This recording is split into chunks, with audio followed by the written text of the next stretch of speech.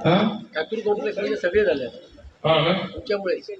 म्हणजे इकडचे रस्ते सगळे मुंबईतले रस्ते मी आता पुढच्या 1.5-2 वर्षात आपण जर पाहिलं तर तुम्हाला खड्डा शोधून मिळणार नाही. इतके वर्ष खड्ड्यातून प्रवास आपण केला.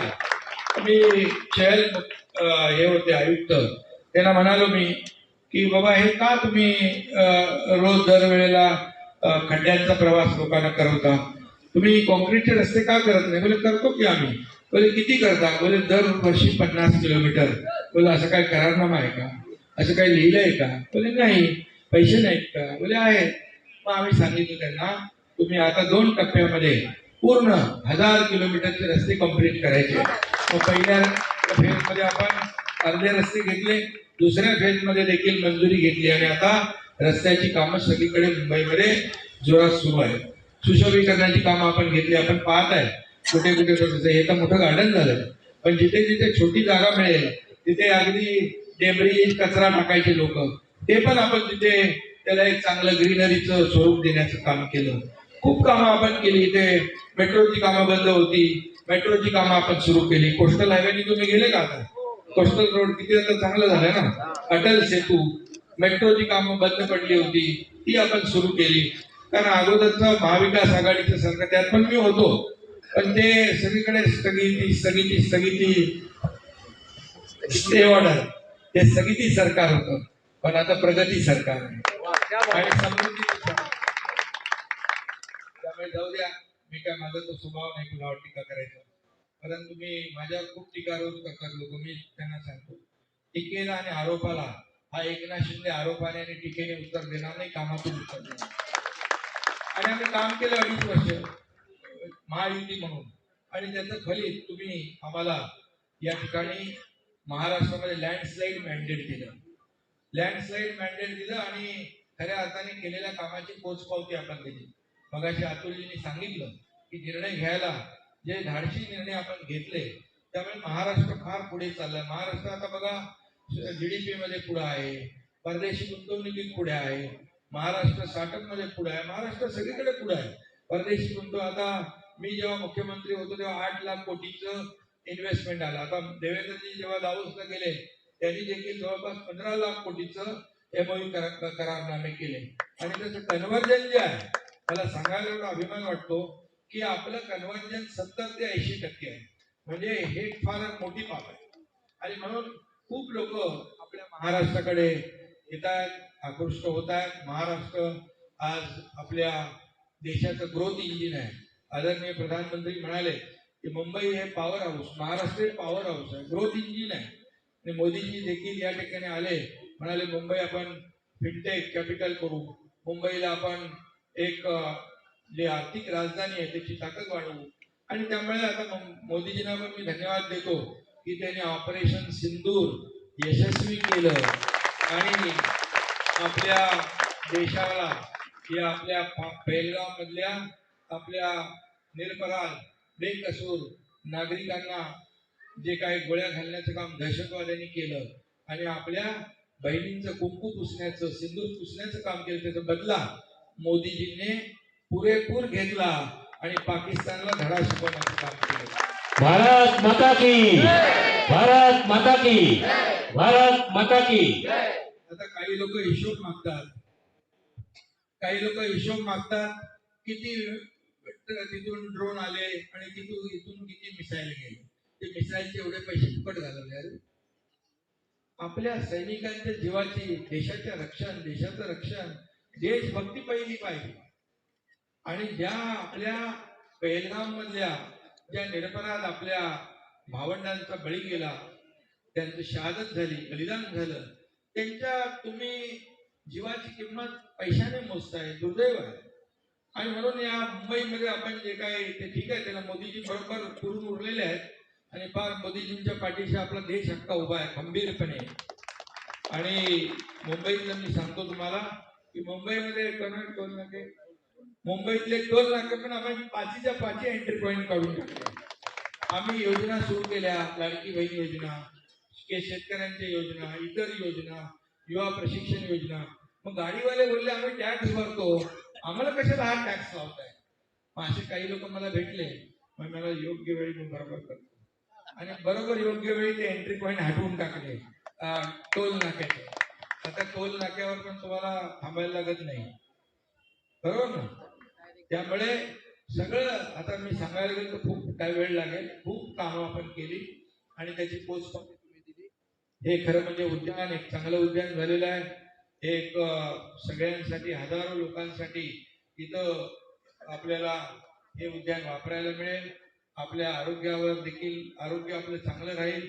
आणि आणखी अशी गार्डन तुमचं एक आहे ना गार्डन तिकडे, तुम्ही ते सांगितलं ना मेंटेनन्स तुम्हाला. हा, तर काही आपले उद्यान सम्राटच म्हणतात. गोपाळ शेट्टी उद्यान सम्राट आहे. खूप उद्यानं त्यांनी केली, कारण उद्यानाची आवश्यकता आहे. आणि तुम्हाला सांगतो, माहित नसेल, आपण जे महालक्ष्मी रेसकोर्स आहे, महालक्ष्मी रेसकोर्स मधलं आतापर्यंत खूप प्रयत्न झाले, पण सेंट्रल पार्क व्हावं या मुंबईमध्ये मोठं, यासाठी 120 एकर जागा आपण घेतली महालक्ष्मी एक्सप्रेसची, महालक्ष्मी रेसकोर्सची. आणि जे कोस्टल हायवेच्या बाजूला, कोस्टल रोडच्या बाजूला जवळपास असं लांब लचक 150 ते 200 एकर जागा आपल्याला मिळते. आपण महालक्ष्मी रेसकोर्स आणि हाय गार्डन असं खाली अंडरपासनी जोडतोय. म्हणजे 300 एकराचं उद्यान सेंट्रल पार्क मुंबईमध्ये होतंय. अगोदर पण प्रयत्न झाले, पण नंतर पुन्हा बंद झाले. मी एकदा सुरू केलं की सोडतच नाही, ते करूनच नाही.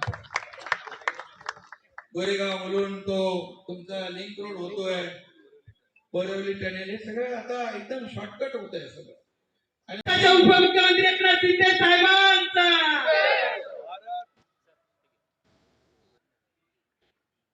भारत माता की जय.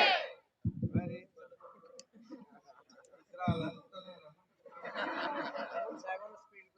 भारत माता की जय. छत्रपती शिवाजी महाराज की जय. आवाज बंद नाही करू शकत, खरं म्हणजे हा जनतेचा आवाज आहे. आणि आज एक अतिशय भव्य दिव्य अशा उद्यानाचं लोकार्पण या ठिकाणी झालेलं आहे. या प्रसंगी उपस्थित आमचे सहकारी स्नेहित गोपाळ शेट्टीजी, या विभागाचे स्थानिक आमदार अतुल भातखळकरजी, सिद्धेश कदम, त्यांच्या संकल्पनेतून हे उद्यान उभं राहिलं, शीतलताई म्हात्रे, सर्व मान्यवर आणि सोसायटीतील आजूबाजूच्या मंडळी आहेत आपले, आणि हे सर्व आजूबाजूच्या सोसायटीतले लोक आहेत ना. तुमचं मनापासून मी स्वागत करतो, मनापासून आपल्याला शुभेच्छा. खरं म्हणजे एवढा मोठा परिसर तुम्हाला ऑक्सिजन पार्कच्या रूपाने मिळालेला आहे. हे खरं म्हणजे गार्डन म्हणजे शहराचं फुफ्फुस असतं, आणि हे सगळीकडे एवढी जागा मोठी मिळत नाही. तुम्ही सगळे भाग्यवान आहात की अतिशय मोठं भव्य दिव्य असं उद्यान तुम्हाला मोकळं मिळालं. आणि आता या ठिकाणी खऱ्या अर्थाने मी पाहिलं, लहान मुलांचा खेळाचा तिकडे चिल्ड्रन पार्क होता, तिथून पुढे आल्यानंतर ते पिकल बॉल आणि बॅडमिंटन, ते व्हॉलीबॉल सगळंच होतं. आता चालायला पण आपल्याला सकाळी संध्याकाळी जॉगिंग ट्रॅक आहे, ओपन जिम आहे, बरंच काय काय आहे, एम्पी थिएटर आहे. आता लोक सगळे म्हणतात काय आपलं सकाळी चालताना वॉक टू फिटनेस आणि प्ले टू वेलनेस. आता मी येता येता तिथून बोललो जरा खेळूया, मला खरं खेळायला येतं का समजून नाही, पण चांगलं खेळू. कारण कधी कधी मी क्रिकेटचे सामने असतात त्याचं उद्घाटन करायला जातो, पण बॅटिंग करायचा मोह आवडत नाही मला. आणि त्यामुळे तुम्ही ते पिकल बॉल तो दिला, तो खेळलो मी बरोबर. आणि असं काय मी बॅटिंग करतो चांगली, चौकार षटकार पण मारतो. आणि चौकार षटकार मारलेत आपण 2022ला. आणि माझा मुलगा डॉक्टर आहे, MBBS आणि MS ऑर्थोपेडिक सर्जन. आता श्रीकांत खासदार आपला तो UAE ला गेलाय, मोदी साहेबांनी त्याला पाठवलाय डेलिगेशन. आपल्या भारताची बाजू मांडणार आहे. 5-6 देशामध्ये ती सगळी टीम गेली आहे. तो डॉक्टर आहे, पण मी डॉक्टर नाहीये. पण डॉक्टर नसताना बरीच ऑपरेशन केली. माणूस पट्टा उतरवला. छोटी मोठी करत असतो. तर गंमत असू द्या. खरं म्हणजे आज अतिशय आपल्या विभागाच्या माध्यमातून चांगला दिवस आहे की खरं म्हणजे मुंबईमध्ये अनेक उद्यानं आहेत. अनेक उद्यानं आणखी आपल्याला पाहिजे. हे उद्यान देखील होतं, पण थोडं डागडुजी करायची होती, पण चांगलीच झाली डागडुजी.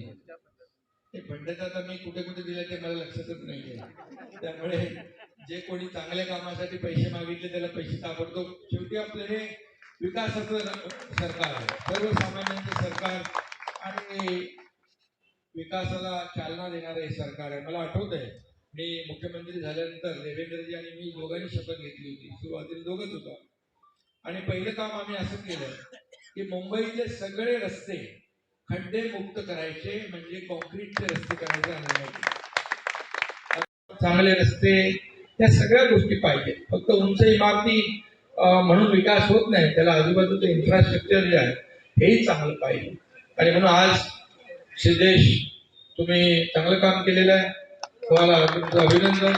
आणि महाराष्ट्र प्रदूषण मंडळाचे अध्यक्ष पण आहे, म्हणजे प्रदूषण कमी करायची यांची जिम्मेदारी आहे. तर या माध्यमातून प्रदूषण कमी होईल. झाडांमुळे होणारच ना, आणि झाडांमुळे आपल्याला ऑक्सिजन मिळतो आणि त्याच्यामुळे बांबूची झाडं लावली की नाही, ऑक्सिजन ज्यादा देतो, कार्बन डायऑक्साईड ज्यादा शोषतो. खूप आपण दुर्लक्षित आहे, म्हणजे लोक काय बांबू म्हणजे दुर्लक्षित, पण त्याला मोदीजींनी म्हणाले बांबू हे बास नाही, बांबू हे घास आहे. आता म्हणून त्याचे सगळे नियम अटी तो काढून टाकल्या. त्यामुळे एक असं सगळ्या बाजूनी पर्यावरण जे आहे, आता क्लायमेट चेंज, ग्लोबल वॉर्मिंग, हे पाऊस कधी पण पडायला लागलाय. त्यामुळे तुमच्या विभागाचं मोठं जबाबदारी आहे. तुम्ही जास्तीचं काम करायला लागेल आणि मुंबईतलं पोल्युशन कमी करायसाठी काय काय करायचं ते सगळं करा. कारण मुंबईतलं प्रदूषण कमी झालं पाहिजे बिलकुल. आणि सगळ्या देशाचं लक्ष आहे मुंबईवर. मुंबईकडे जगभरातले लोक येतात, त्यामुळे मुंबई त्यांना अपेक्षित असलेली मुंबई आपल्याला देणं हे आपलं कर्तव्य आहे. आणि म्हणून रस्ते खूप झाले, फुटपाथ पण जरा क्लिअर केलं तर बरं होईल. फुटपाथ पण आता करू, तेही करू आपण. शेवटी चालायला फुटपाथ पाहिजे. फुटपाथ आपण चालण्यासाठी ठेवलेले आहेत. दुर्दैवाने काही ठिकाणी ते आपल्याला व्यापलेले दिसत आहेत, पण नक्कीच तुमची सूचना जी आहे मी मुंबई महापालिकेच्या आयुक्तांना नक्की सांगेन की चालण्यासाठी फुटपाथ आहेत आणि लोकांची ती गरज आहे. आणि म्हणून चांगले रस्ते झाले, फुटपाथ झाले, ही अशा प्रकारची उद्यानं झाली, अनेक मूलभूत सोयी सुविधा देण्याचं काम आपण आपल्या राज्य शासनाच्या माध्यमातून, महापालिकेच्या माध्यमातून करतोय. मी पुन्हा एकदा मनापासून सिद्धेशचं पण अभिनंदन करतो.